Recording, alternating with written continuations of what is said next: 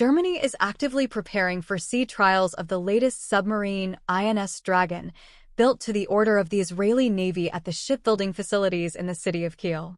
The tests will take place on a training ground in the waters of the Baltic Sea. The process of preparing and conducting tests of the submarine is carried out under conditions of complete secrecy. Access to the ship is limited. Outsiders are not allowed even close to it. Despite all the security measures, Russia has already equipped its contingent to monitor the INS Drakon test process. 2 reconnaissance ships of the Baltic Fleet of the Russian Federation are involved in the monitoring: Sibiryakov, officially a hydrographic vessel, and Vasil Tatashev, belongs to the Project 864 Meridian. This level of hype on the part of the Russians underscores the fact that to monitor the actions of NATO ships during the large-scale Baltops exercises in the same Baltic Sea, the Russian Navy equipped only 1 reconnaissance ship, the Tatashev mentioned above. The authors of the Naval News portal explain the reason for this excitement. In addition to the fact that the customer for the construction of the INS Drakon submarine is the Israeli Navy, the submarine has one special design feature: an unusually large size of the cockpit. This suggests that vertical mines for long-range cruise or ballistic missiles may be installed on this submarine. Thus, Israel can assign the INS Drakon an important role in the nuclear deterrence of its enemies.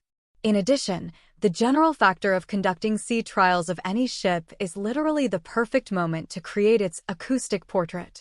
In the future, this acoustic portrait can be used to configure hydroacoustic systems on submarines or torpedo homing systems. On the other hand, the appearance of the Russian hydrograph Sibiryakov in this area may become a separate cause for alarm. This ship was spotted, for example, near the Nord Stream facilities in the Baltic Sea in the fall of 2022, shortly before the explosion of this gas pipeline. In light of the situation, the INS Drakon tests take on even greater significance. The submarine is important to Israel, especially given the current geopolitical situation and constant threats from enemies. The ship must be reliable and able to perform its tasks in the conditions of real combat operations. Conducting tests in the Baltic Sea also has its advantages, as it allows the submarine to be tested in relatively close to combat conditions. Successful tests could significantly increase Israel's defense capabilities and become a strong argument in its nuclear deterrence strategy. Given this, one can understand Russia's interest in the INS Drakon tests. The Navy of the Russian Federation seeks to obtain as much information as possible about the capabilities of the submarine in order to be ready for any possible scenarios in the future.